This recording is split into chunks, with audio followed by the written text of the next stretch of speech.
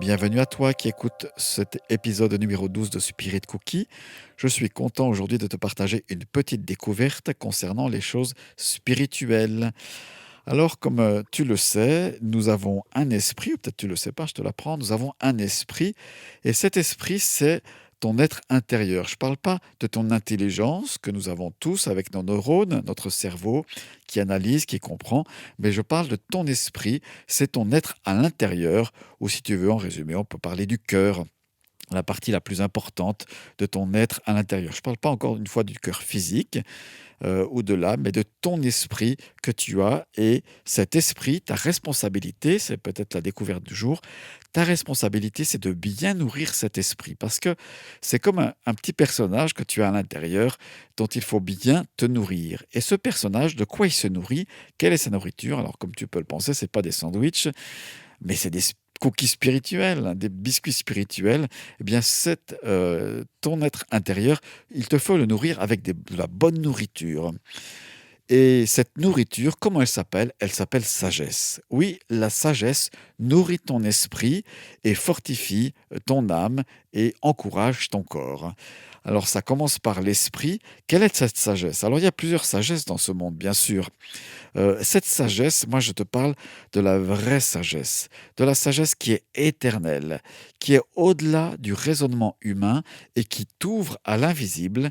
Et cet invisible, eh bien, elle te montre qui est Dieu, elle te fait comprendre qui il est. Mais tu ne peux pas accéder toi-même à cette sagesse spirituelle parce que cette sagesse, elle vient de Dieu, hein. C'est comme une cuisine spirituelle qui vient de Dieu lui-même. Et c'est, figure-toi, c'est le Saint-Esprit ou c'est Jésus-Christ qui t'apporte et qui te nourrit cette sagesse. Tu vois, quand Jésus était sur la terre, il a fait plusieurs miracles, et parmi les miracles, il y a eu celui de la multiplication du pain, et pour les spécialistes, ça se trouve dans l'évangile de Jean au chapitre 6, et c'est répété plusieurs fois dans l'évangile. Jésus a donc nourri d'un pain physique, hein, d'un vrai pain, la foule qui était là venue pour l'écouter. Il l'a fait à partir d'un morceau de pain qui s'est multiplié, et ça, je trouve extraordinaire. Et en fait, il y a derrière cette multiplication du pain une, heu, une leçon à comprendre, c'est que ton esprit a aussi besoin de pain et de pain qui donne la vie. Ce pain de vie, eh bien, c'est la sagesse de Dieu qui vient par le Saint-Esprit. Alors, comment découvrir cette sagesse? Eh bien, je viens de le dire, c'est Jésus qui donne cette vraie sagesse, qui va nourrir ton esprit et qui va t'encourager. Et moi, j'aimerais te dire, recherche cette sagesse. Justement, Jésus a dit un jour: «Heureux ceux qui ont faim et soif, parce qu'ils seront rassasiés». Alors je t'invite à rechercher la vraie sagesse spirituelle, celle qui va nourrir ton esprit, celle que quand tu as mangé un morceau de pain spirituel qui te fait dire: «Ah ouais, ça m'a nourri, ça me fait du bien, ça apaise mon âme et ça m'encourage dans mon corps».